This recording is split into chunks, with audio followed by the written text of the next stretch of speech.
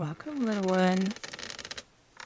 Tonight is another night of reading with Oma from our lovely story about Hitty, the doll, and the adventures that she was tells us stories about. We are in the middle of a high seas adventure with her. So tonight we will read 2 chapters so that we get to the conclusion of her story. Are you ready? So snuggle in. Get all nice and cozy. Make sure you're listening to the rocking chair and the quiet noises of the fire. And let's focus on finishing this story about Hitty. Chapter 5, in which we strike our first and last whales.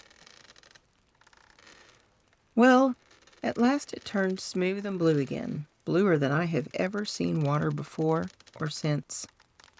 We were in the South Seas now, heading for what the men all agreed was the best whaling ground, though what ground there was about these miles of sea I could not make out. The Diana Kate seemed to be almost herself again after the accident she had suffered in the storm. Her leak had been patched and a new topsail and mast concocted. The longboats were repainted and given thorough overhaulings, irons greased, harpoons sharpened, and ropes tarred in readiness for the first cry from the lookout that he saw a whale coming up to blow.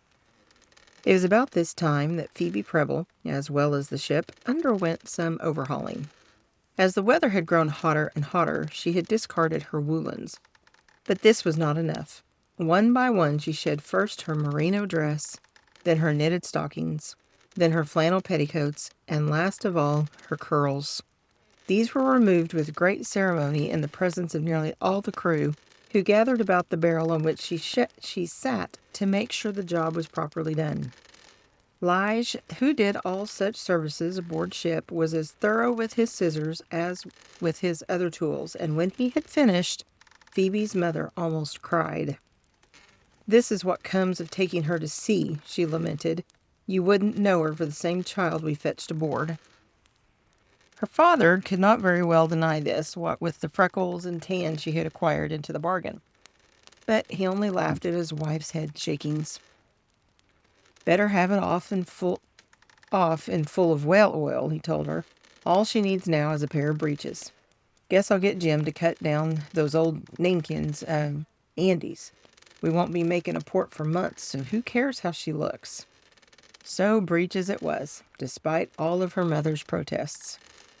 I must confess to having some misgivings when I saw her in them, lest she might have changed in her feelings for dolls. But she was as devoted to me as ever. I went with her everywhere, and that is how I came to be upon such familiar terms with whales, an advantage such as few dolls can boast. Now, as I sit in the antique shop and look up at the whaling print hanging over the desk, it seems strange to me that I can remember just such scenes. First, there would be the thrilling cry from the lookout aloft, "There she blows!" Or more often, just "blows!" Then the Diana Kate would become all a bustle. Our course must be changed to bring us as near as possible to where the pale jet of water, which the whale sent up like a fountain, had been last sighted. Meantime, the longboats would be made ready to swing out at the order from Captain Preble to lower and fetch him.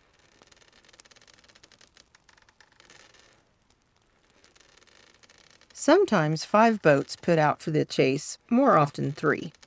The men bending briskly to their oars as they sped toward that dark gray mound that looked as big as Huckleberry Hill at home, and yet disappeared as suddenly as it had come, to rise again at an entirely different spot. Jeremy Folger was the first to strike a whale, but no one begrudged him the glory, for he had to drive more than one iron into the great creature and was himself all but swept into the sea when the whale became gallied and nearly upset the long boat. It was a sperm whale of extraordinary size, such as any captain and crew might covet. All the men received shares of the oil, and so they were determined not to let such a prize escape. With Phoebe and Andy, I watched the boats lowered and saw them speed away, each leaving a white trail behind.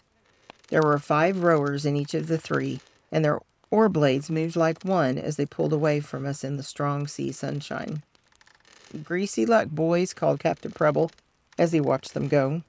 How should I, a little wooden doll, be able to tell of such things, of those boats that looked no bigger than pea pods scurrying through the water toward that enormous gray shape that appeared and disappeared so mysteriously, sending its ghostly stream of water high in air?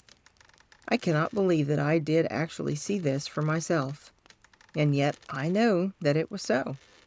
Indeed, as luck would have it, the whale made such a wide circle in its fight that it brought up near enough for us to see much of the chase. Andy pressed close to the low rail, shading his eyes with his hands as he strained to make out the figures in the long boats. "There 'tis!" he cried, so shrilly, Phoebe almost dropped me over the side in her excitement to follow his pointing forefinger. "It's white watering again. See it spout? Jeremy's boat's ahead. I can tell his red and white shirt." "Where?" Phoebe hopped up and down beside him, holding me close. "Why, there in the bow. Watch now, he's going to strike in a minute." The oar suddenly hung poised in midair, and the little slip of a boat seemed about to vanish under the glistening dark mass above it. In that second of time, I suddenly had a sickening recollection of the picture in the illustrated Bible I had been forced to see during my stay under the Preble pew. Somehow I had not before connected that great sea creature with the whales we were to capture.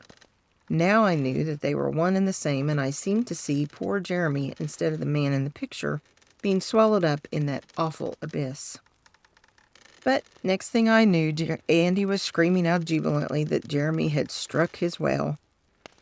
"Now they're off for a Nantucket sleigh ride," he told Phoebe. "That's what they call it," he explained, "when the harpoon's in fast, and they can just pay out the rope and follow him around." "But I don't see the whale anywhere now," protested Phoebe. "He'll be up again pretty quick," Andy assured her. "He can't get very far the way they've got him hooked." It was certainly the truth. Presently the dark shape rose from the water again, struggling and plunging this time, trying to shake himself free. His great sides showed sleek and glittering in the sun. More water spouted into the air, and the sea was churned white and swirling by the gigantic lashings of his tail. How long he dragged the boat after him, or how many times he plunged under water to reappear again with more furious wallowings, I do not know. At last, however, there were streaks of red mixed with the white foam. A cry went up from the watchers aboard the Diana Kate. "Whale's gallied. It'll be thin out soon." Sure enough, before many more minutes the lashings grew less frequent, then they ceased altogether. The whale's great body rose a little more out of the water, then turned over slowly till a sharp black fin showed plainly. There came another shout from those on deck, and still more from those in the boats. "Well, we got him," said Captain Preble with satisfaction as he turned to his wife. "Think maybe you could fix up something extra in the grub line to celebrate?" Next day the cutting in began, and I was to know the whale still more intimately. Even after all these years, I can remember how it looked stretched out at full length alongside of the ship. By the time Phoebe brought me on deck the morning after our first chase, the men were lowering a little platform upon which they stood with long hooks, knives, and other implements that looked altogether too sharp to please me. With ropes and various lines, they managed to hoist the whale up, meantime having begun cutting it in such a manner that the blubber peeled off in long strips as neatly as if it had been an apple. But apple it was not, as we very soon discovered once it was aboard and in the try-works. I began to wonder how there would be any whale oil left to be stored in the casks. So much of it ran over the decks. The whole ship reeked of it. But no one paid any attention to this except Mrs. Preble, who said she had never in all her days smelled such a smell or seen such a mess of grease. The men only laughed and said this was greasy luck. They went their different ways, some to toil at the hoisting and cutting, others to mince the hunks of blubber into pieces for the trypots, and still others to skim off the scraps that kept the fires going night and day. Thick black smoke rose and hung over us amidships like a queer umbrella, while at night the light of the fires made a dull red glow. This added to the heat and oiliness on aboard. the men worked continuously with only a few hours off for rest. "Got to push it through so's we can go after another," Captain Preble explained. As he came to eat his supper a few nights later, his hands so stiff from the work of cutting in that he could scarcely hold his knife and fork. Even Andy was pressed into service, mincing and carrying. He went about it very proudly, stripped to the waist like the rest, his trousers rolled to his knees. Sometimes his face was so black from oil and smoke that his blue eyes looked very strange in the midst of it, and his red hair topping it even stranger. Phoebe and I were not allowed to venture very near the try-works. Her father had been firm about this. "Can't have you getting underfoot and maybe scalded," he told her. So it came about that we took our place on an old barrelhead some yards away, but near enough to watch much of the work. I was relieved we were no nearer, for I had no desire to find myself swimming in the boiling trypots, and I might easily have slipped in along with a piece of blubber. Scarcely was one whale turned into oil before they would be off for another. And indeed, on one occasion, when a whole school of them was sighted, they took several and towed them back to the ship. It was strange to see these enormous gray bulks anchored nearby with small flags fastened to our irons to show they were our property. By this time, a couple of other whaling vessels had arrived in the grounds. There was considerable rivalry among them, even though we were several miles from one another. There was talk among the men about going gamming. One never hears that word nowadays, but then it was common enough among seafaring people. It meant paying social visits from one ship to another while at sea. All the men were anxious to do this, but Captain Preble decided that the cutting in must be finished first. There was some grumbling over this, and some very black looks on the part of Patch, who evidently began to feel he was first in command instead of second. In his time off duty, he was often to be found deep in conversation with some of the men, and from his expression, I felt that no good would come of it. It was unfortunate, therefore, that the ship we had intended signaling should sail away without hailing us before the last whale we had taken was more than a third minced and in the try-works. Words passed between the captain and his first mate over this, and before long the whole ship was divided as to which was in the right. Patch held that the men had a right to ask for leave to go gamming, while those who sided with the captain maintained that to call a halt in the work would be to lose not only time, but also perhaps considerable blubber, and so in the end affect their shares of the oil. The captain went about his duties quietly as if nothing had occurred out of the ordinary, but down in their cabin late at night I heard him talking it over with his wife. "It's the last trip I take Patch on as mate," he told her. "He come to me so well recommended I thought I was lucky to have him along, especially with his taking on more shares in the vessel than any of the others who applied. But he's been making a regular nuisance of himself lately." "Well, I ain't surprised, Dan'l," Mrs. Preble remarked. "I thought right from the start he had the meanest, shiftiest eye I ever did see. But 'twasn't my place to pick your men." "He's able enough," the captain went on. "I couldn't honestly say he don't know the ropes or steer a straight course, but all I know is I'll feel pretty glad when we've struck our last whale and the casks are filled and we're heading for the home port." "Glad is nothing to what I'll feel," his wife returned with a sigh. But no one would have guessed from the captain's manner on deck how he felt about things when he was below in his own cabin.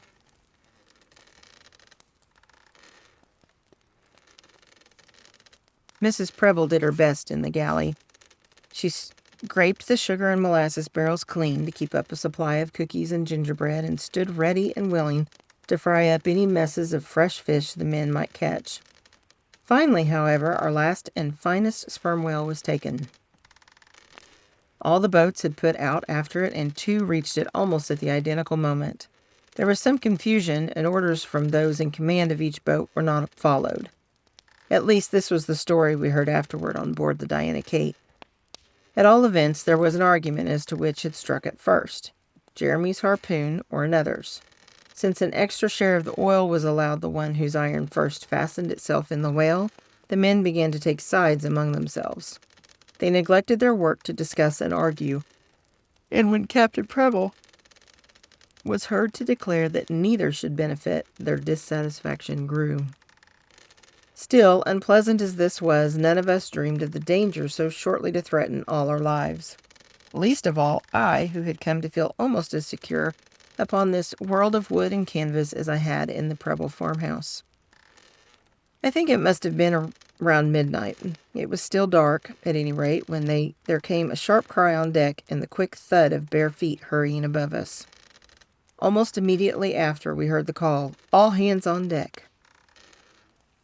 That meant something out of the ordinary was happening, though what it might be on such a calm night in the tropic seas, I could not imagine. Phoebe woke up and was all for going above, but her mother said no, they would only get in the men's way. Her father would come down to them when he could. So we three waited breathlessly in the hot, close-pressing darkness. Then Captain Preble was at the door, his eyes red and watering. "Dan'l, what's the matter?" cried his wife. "The ship's afire," he told her as quietly as he could. "Must have got started down in the blubber room, the Lord knows how. I'm afraid it's spreading, but we're doing all we can to fight it." "How is it now?" "Midships and forward. 'Twon't reach here for a good while yet. We're lowering wet sails on the flames. Sometimes that'll smother 'em, but I'm afraid it's got too much headway. And the vessel fairly reeking with whale oil, too." I saw Mrs. Preble cling to him suddenly as if she were no bigger than Phoebe, who sat up in her bunk listening. "Oh, Dan'l, what chance have we got?" "Well, we won't give up fighting it for we have to," he answered. "I'm not one to leave my ship till the last, but if the worst comes to the worst, and we do have to take to the boats, we'll make out. It's better around here than some places we could have selected, so don't you go and get gallied, Kate." "Who says I'm going to?" She was her old self again. "Phoebe and I'll be ready when you need us. Better get some things together, what you and Phoebe might need, in case." He broke off abruptly and turned toward the door. Even in the dim light, I could see how haggard and pale his face showed under his tan in the smudges of smoke. But he squared his shoulders and went above. Presently, we heard his voice bellowing orders and the scurrying of feet obeying him. Phoebe and her mother began to get into their clothes and were soon busy collecting their belongings. Mrs. Preble moved steadily to and fro from the two chests to the bunk, where she tied and retied her things into tight bundles. Phoebe, following her mother's example, collected all my things, the blue chest, the carved footstool, and my little hammock, and put them into a splint basket. After that, she dressed me and laid me in beside them. She kept asking innumerable questions. Did her mother think the ship would burn up too soon? Would there be room for them all in the boats? Where would they go if they left the ship?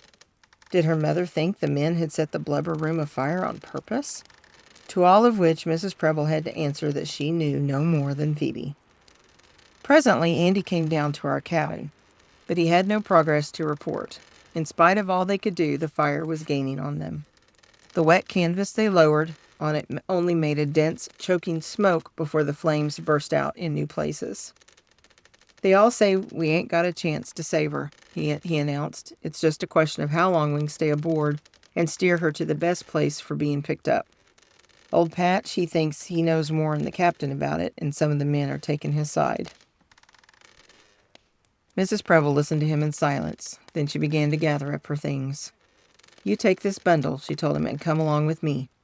Here, Phoebe, take your things too. If there's any trouble, I don't aim to stay cooped up down here." We found most of the crew gathered about Captain Preble and Patch, who stood arguing by the deck-house with charts and maps in their hands. We waited at the top of the companionway and listened to them. Phoebe held my basket on her arm, so I had a good view of sea and sky and the familiar figures before us. A faint pink was coming into the sky, but the large tropic stars still showed pale and clear. Some of those nearest the horizon made little trails of brightness on the water, which was so smooth that the Diana Kate scarcely moved at all. There was no wind to speak of. The whales barely stirred above us. The sails barely stirred above us. We could not actually see the flames, for the smothering canvases were still down, but gray rolls of smoke curled up from between the boards and poured out in the region of the try-works.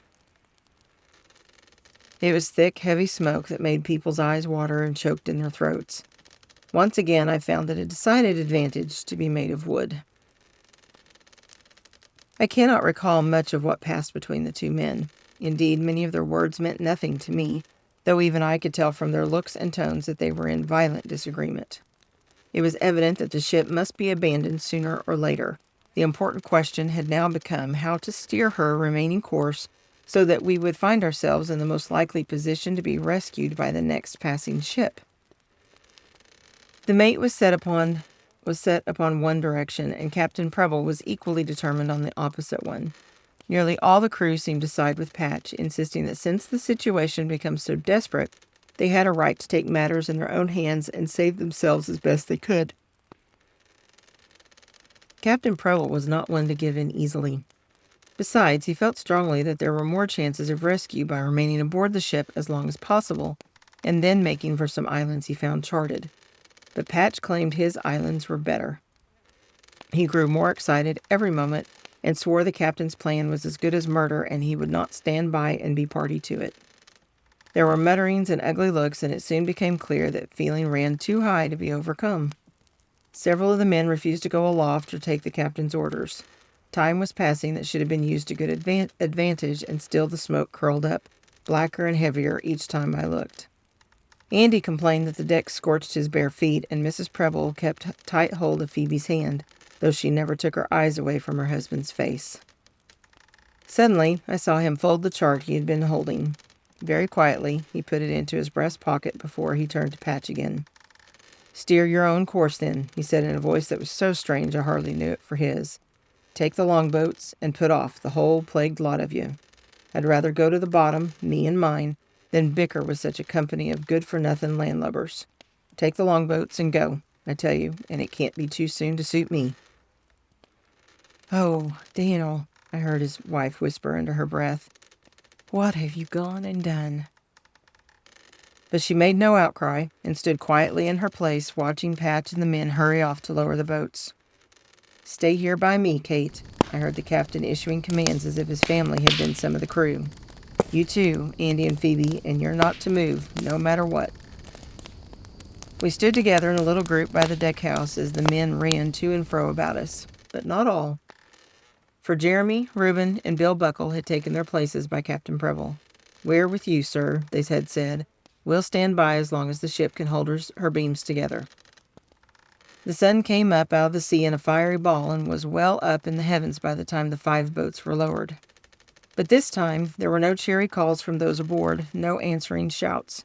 We watched them pull away in silence, and I saw Mrs. Preble's lips tremble, as Phoebe's might just before she began to cry. They had hoisted small canvas sails in each boat, and as they moved off over the water, they looked like white triangles of paper against the blue. I shall never forget that sight, or the steady grimness with which the men pulled away, with hardly a backward look. Such kindly, pleasant friends many of them had been to us, too.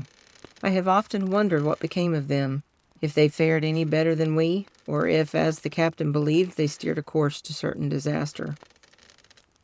It would be impossible for any pen, least of all one held in the hand of a doll, to describe our next few hours or tell how we waited under a sort of makeshift canvas tent, the men hoisted astern in order that we might be protected from the heat and smoke which rapidly spread to every part of the vessel.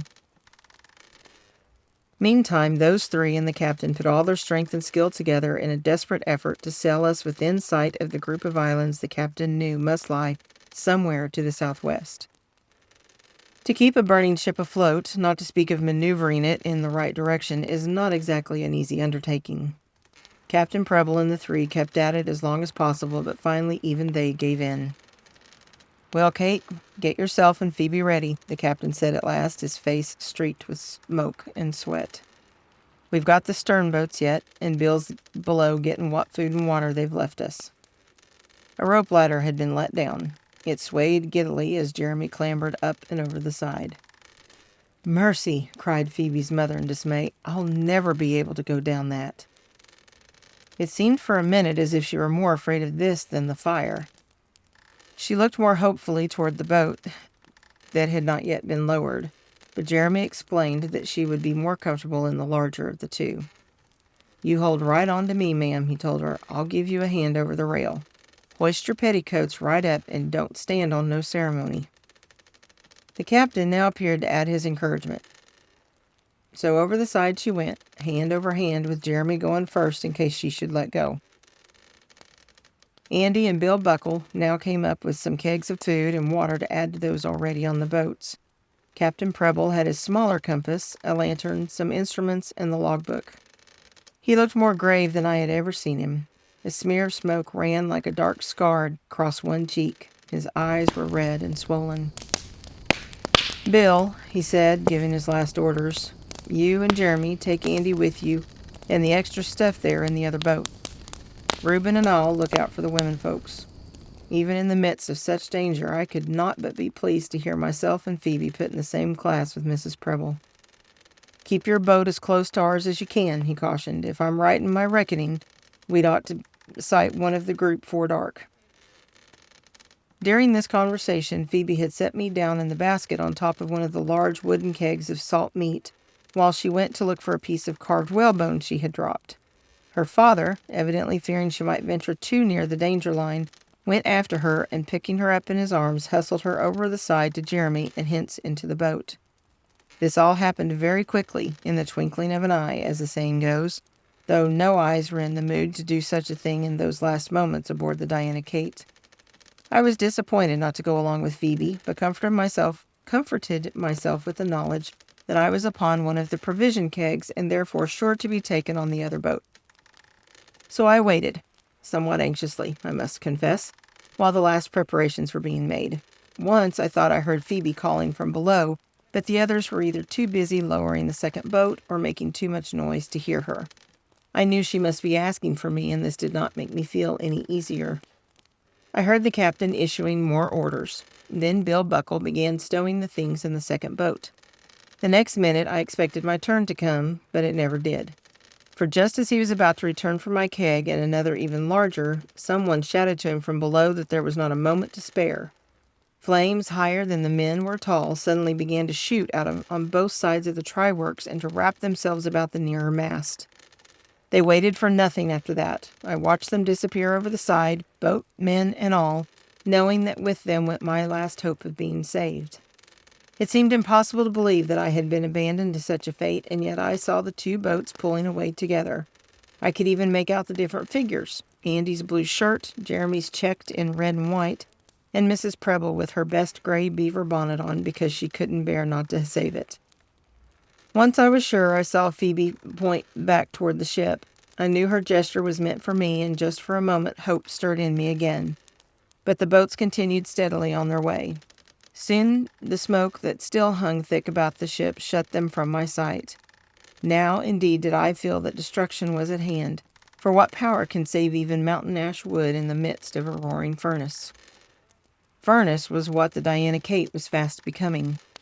The heat grew more intense every moment, and now flames were climbing the rigging more swiftly than any sailor had ever been able to ascend it.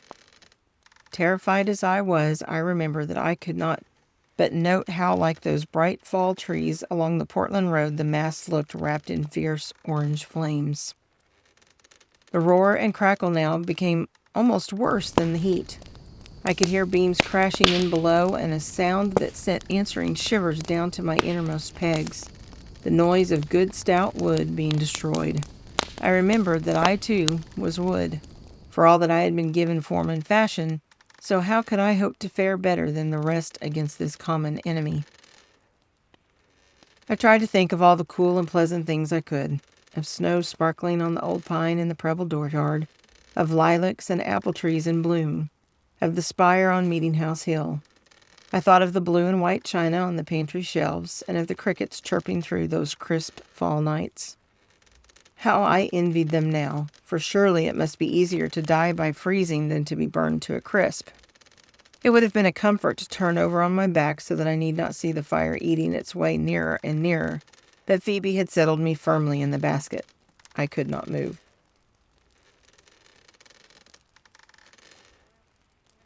Only a miracle can save me now, I said to myself. I had heard someone say that once, but it did not seem likely that one would come to my aid. Why should a doll expect more than a ship? Still, I had been made of mountain ash wood, and the Diana Kate had not. I know of no other way to account for what happened. Just as it seemed the paint on my face would begin to sizzle, the ship gave a tremendous lurch. I suppose some of the underpinnings must have burned away. At any rate, she pitched over crazily on her side with such force that the keg on which I had been resting rolled completely over. Out of the basket I tumbled, out I flew under the rail and into the water as neatly as a pebble from a slingshot. Well, I remember thinking as I took the plunge, at least I shall not be burned up. Water is kinder to wood than fire, and I have heard that salt is a great preservative.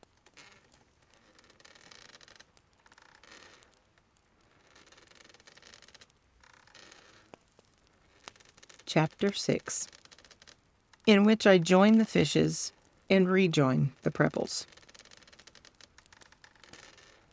When sailors speak of dying, they say they are going to join the fishes. I came to understand the meaning of this phrase as few before me can have done. At first, it was not so bad, for I had become entangled with some of the wreckage from the ship. Indeed, I floated about for a long time quite comfortably on a coil of rope till a particularly large wave lifted me off and rolled me over on my face. This was rather less pleasant, but I was still in no mood to be critical when I remembered my narrow escape from the flames. Here as I sit at my ease in the antique shop and think of those days and nights that I was tossed from wave to wave, even I find it hard to believe in my own adventures, or to think that I could have known those miles of salt sea and tropic sun and stars and felt the touch of those fierce, brightly colored fishes as they came up to nibble at me. They soon gave me up, however, discovering for themselves that I was wood and not to their taste. I was in constant fear that some shark or even a whale might appear and gulp me down with a mouthful of seawater. I could still recall vividly the picture in the Bible at home, and I thought if a man could be swallowed, how much more easily I might disappear in like manner. But once again, a miraculous providence watched over me. I think I must have become too water-soaked from days of buffetings to know what went on about me, or by what devious and salty ways I came to the island. But come I did, in time, along with other bits of wreckage. At any rate, I knew nothing till I found myself in the quiet waters of a rock pool. This was a deep hole worn in the coral, and on all manner of bright seaweeds clung to the sides, trailing long, wavering fingers or tresses like green and scarlet hair in the clear water. Small shelly creatures were moving about on busy missions of their own, and a huge spiked starfish was twining about my ankle. But I was too spent to struggle. I cared for nothing but to lie still at last after all the batterings I had suffered. The tropic sun blazed down so fiercely that soon those parts of me which were out of water became dried and all crusted over with salt. And then, impossible though it seems to believe, I heard voices close by. For a moment I thought I must have confused them with the cries of strange birds and the noise of the surf pounding on nearby reefs. But again they came, and this time I knew them for the familiar ones of Andy and Jeremy Folger. Now, even in my joy, a new fear struck me. Suppose they should not come to the pool? Suppose I must lie there and hear them go away again without me? Oh, I thought, to be able to cry out to them just once, to call out loud, here I am, take me back to Phoebe. Well, as you have guessed, they found me, else how should I be writing my memoirs today? Andy bore me back in triumph, and they were all so overjoyed to see me again that no one scolded him for not getting any of the crabs he had been sent to hunt. I declare if it ain't a miracle, Mrs. Preble exclaimed as Phoebe took me to her heart. Wherever did you find her, Andy? Down in one of those pools longshore, he explained with pride. There was some wood and stuff washed up too.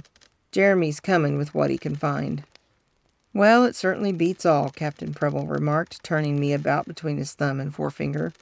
It takes us the better part of a day to get here, charts and rudder and pair of oars, and she gets here all by herself with no trouble at all.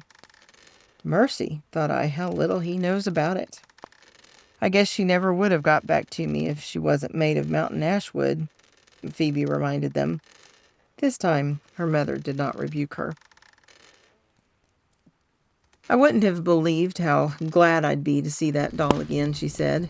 It kind of heartens me up some way. Makes me feel maybe this island's not so far from all creation, but what something'll come along to pick us up.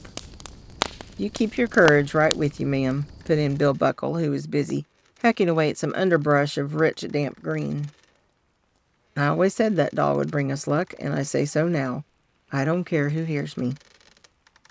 There was indeed no one besides our little party to hear him, except some highly colored birds and a number of small brown animals with long tails who ran chattering over the branches above us. These, I later learned, were called monkeys, and I was to see far more of them before my days on the island were over. I'm afraid she won't never be what she was for she took to the water, Reuben pronounced soberly as he looked me over. Her clothes and complexion certainly ain't been improved any. No more have ours, said Mrs. Preble with a sigh and a glance toward her bedraggled bonnet hanging from a nearby branch. Phoebe set about repairing my clothes then and there. They dried fast in the glaring sunlight, and soon I too was dry once more, though woefully tattered and faded. Still, when I saw how the others had fared, I did not feel so badly. The island itself was what Captain Preble had predicted, the outermost one of a small group. Although it was scarcely more than a coral reef, still a surprising amount of vegetation grew upon it.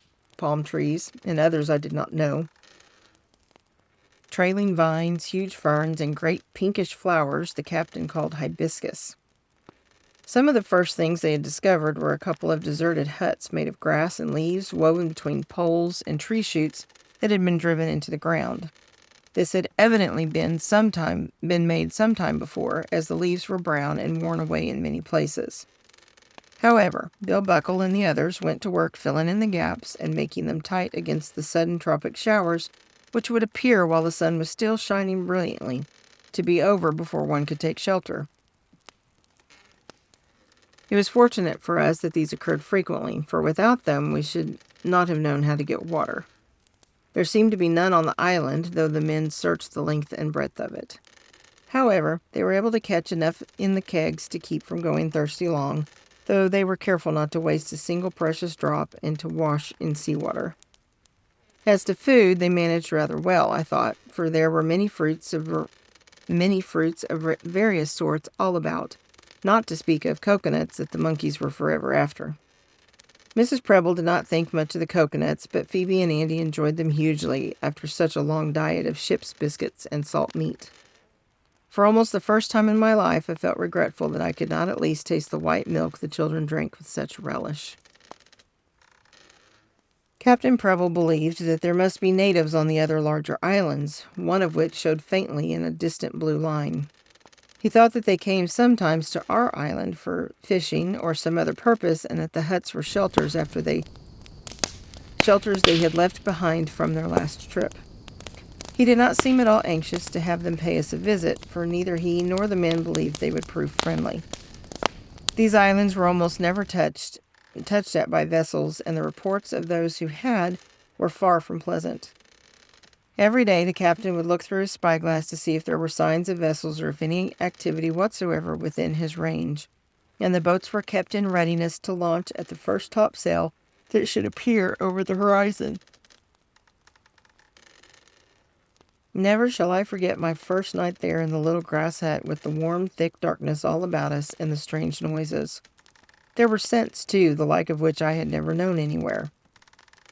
Through the gaps in the hut we could see the stars, and this seemed to give Captain Preble a sense of security as he pointed out this and that one to his wife. She got little comfort out of them, however, for she said they were all in the wrong places from where she was used to seeing them, and it only made her feel farther off from home. Considering the situation, she was not so doleful as I had expected her to be. Indeed, when I remember how she had left home with no thought of a longer journey than to Boston, and with the jelly still in its glasses on the kitchen table, I could not blame her if she had spells of regret and sinkings of the heart. But she was devoted to the captain, and his predicament gave her a new spirit and resourcefulness. "Never mind, Daniel," I heard her tell him one day when he came up from shore with his spyglass and a rather sober expression. "It wasn't through your fault we've come to this.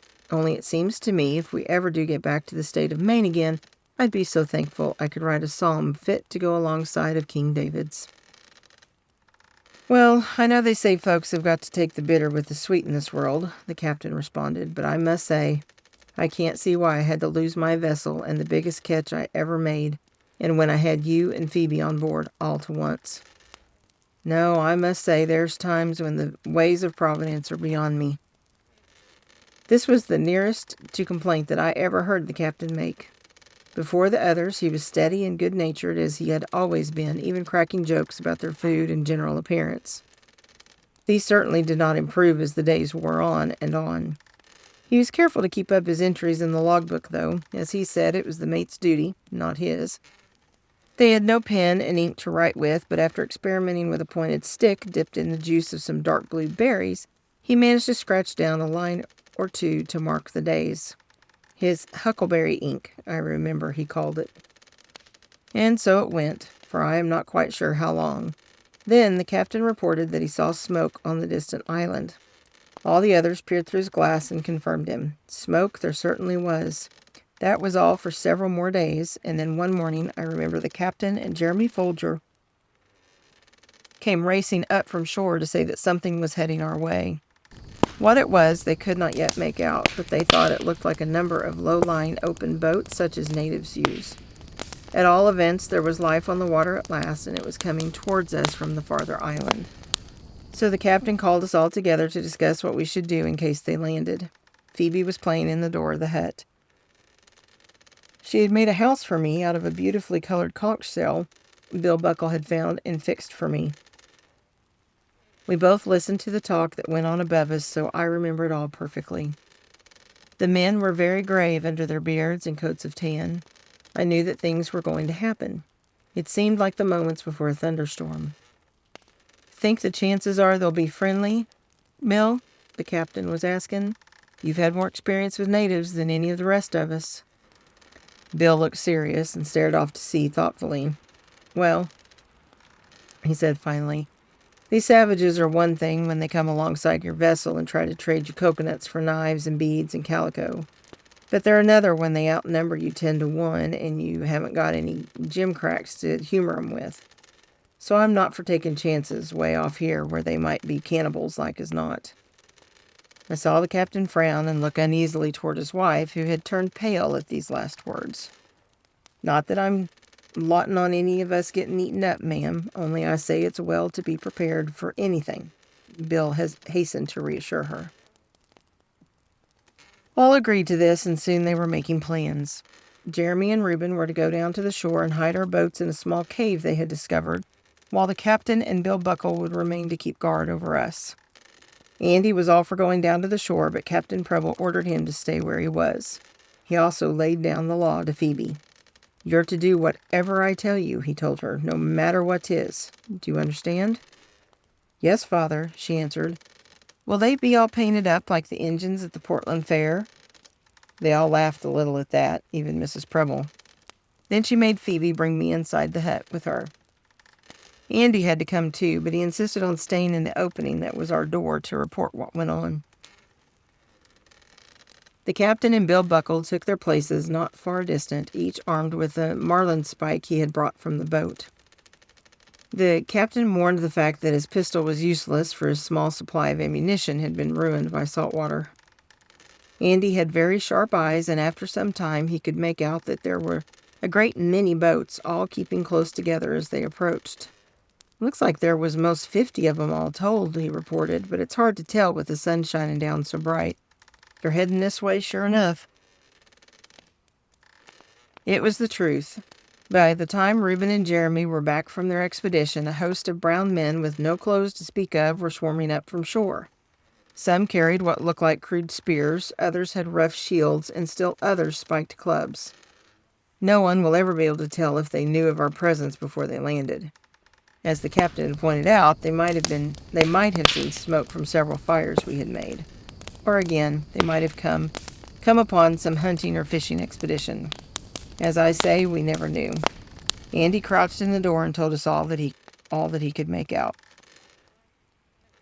They've got up to the big tree now, he said. The captain and Bill have stepped out and kind of bowed to them. Now they've stopped. They're making signs together. I wonder if Bill knows what they mean. After a while, he reported that they were all coming this way. It might have taken them 5 minutes to reach us, but I know it seemed like hours as we waited there together in the hut. I felt glad when I heard their footsteps padding close at hand. Captain Preble now peered in at the door, beckoning to us to come and stand beside him. I saw Mrs. Preble give one hand to Andy and take Phoebe's in her other and follow him out into the sunshine. It may have been the strong light after the half-darkness of the hut, but at any rate, there seemed to be hundreds of brown people swarming about us. "Don't get wodgety," I heard the captain saying in a low voice. "They ain't done nothing but look at us so far." Look, they certainly did. I have never seen so many bright black eyes and so many peering faces.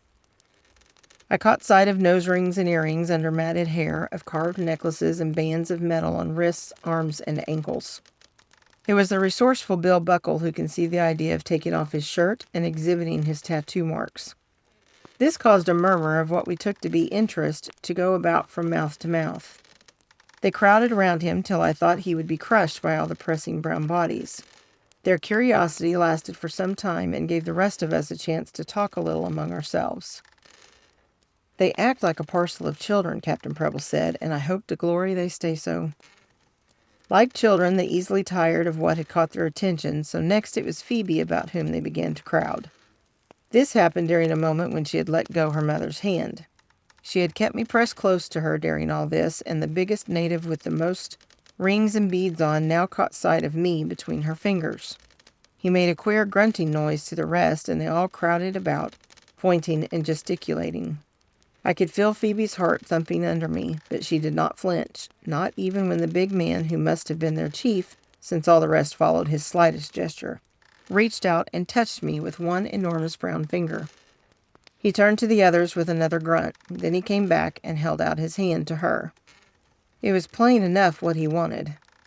I knew, even before I heard the captain's voice saying in that tone none dared disobey, "Give her to him, Phoebe." Years ago, though it is, I cannot even think of that moment without a sense of creeping horror in every peg. "Not Hitty, father," I heard Phoebe falter. "You give her to him, and you do it quick."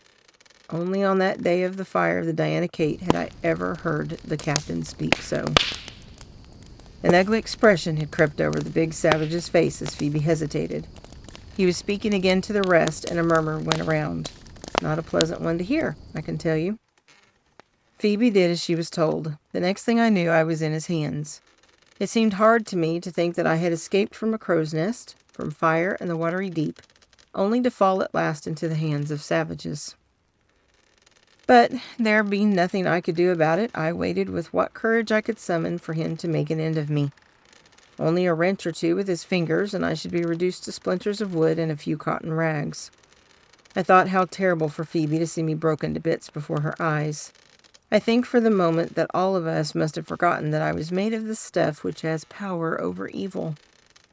All I can say is that it had power over that brown chief, for instead of finishing me off then and there, he continued to regard me with a sort of childlike awe. He turned me this way and that between his fingers. He moved my legs and arms with serious intentness, and I must confess with as great consideration as I have ever known. Then he beckoned the rest to his side and exhibited my feats for their benefit. Terrified as I was, I could not but take some pride in their open admiration. "That doll's brought us luck, and no mistake," I heard Bill Buckle saying to the captain. "She shows how to handle 'em better'n we do.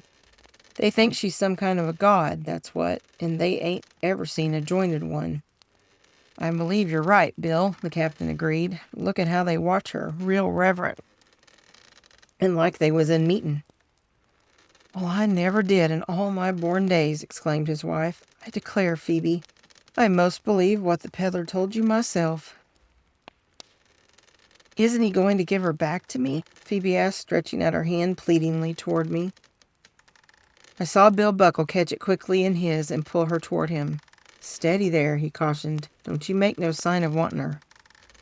Then turning to her father, he added, "If my memory don't fail me, these natives have got some idea about how if they take your god away from you, they've got you in their power."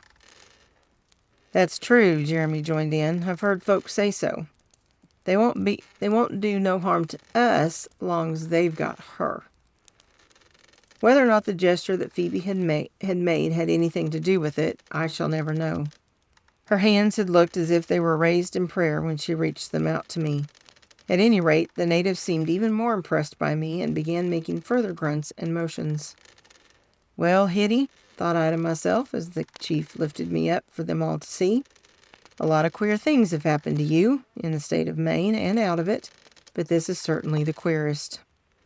At another grunt from him, all the natives bowed their heads before me and went through more strange gesturings, and so I was carried away to become a heathen idol.